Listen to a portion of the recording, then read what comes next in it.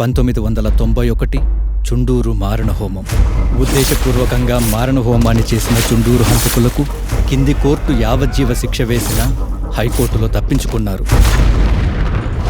1997 జూబ్లీహిల్స్లో జరిగిన bomb blast. ముగ్గురికి ఆరుగురు కోసేసి హక్కు లేదంటావా? నేనేం పరిచేస్తున్నానబ్బా ఇదంతా. వ్యక్తిగత కక్షలను ఫ్యాక్షన్ హత్యలుగా మార్చిన సురేష్ వర్గం గవర్నమెంట్ మెడలు వంచి సత్ప్రవర్తన జీవోతో బయటికి వచ్చారు. డబ్బు, కులం, అధికారం ఇవేవీ లేని వాళ్ళు మాత్రం అనుకోకుండా జరిగిన నేరాల్లో కూడా ఆ జన్మాంతం ఖైదీలుగా మగ్గుతున్నారు.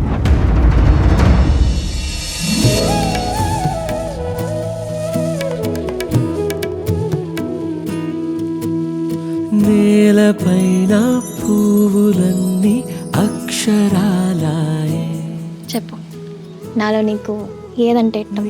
మాల్పూరి కాలు ఏదెట్టమంటే ఎట్ట సిట్టే అంతా ఇట్టు.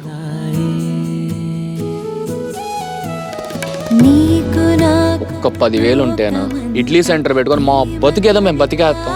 అయ్యో బిజినెస్ మ్యాన్ గారు, మనల్ని నమ్మి 10 ఏళ్ళు ఇచ్చే ఎదవడు ఉంటాడు రా. ఏమైందమ్మి? ఒక్క నెల దినాలు ఎట్టో కొట్ట ఓపిక పట్టమ్మి. ఆ తల తాకట్టు పెట్టిన ఏదో ఒకటి చేస్తా. గాలోస్తున్నా వానోస్తున్నా చీకటి నిన్నే చుట్టేస్తున్నా ఎగరాలే. ముగ్గురం చెరువులో దూకి సావాల.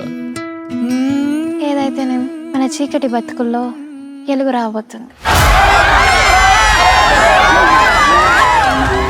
మృగాల కన్నా హీరమైన వాడు ఇలాంటి వాళ్ళని పబ్లిక్ లో రాడుతూ కూడా చంపాలి. చుండూరులో మన వాళ్ళని వెంటాడి నరికి చంపినప్పుడు ఇట్లాగా వాళ్ళ తరఫున ఎవరు వాదించకూడదని చెప్పి తీర్మానాలు చేశారు ఇల్లు. మీరు అనుమతిస్తే వీళ్ళ కేసు నేను టేకప్ చేస్తాను.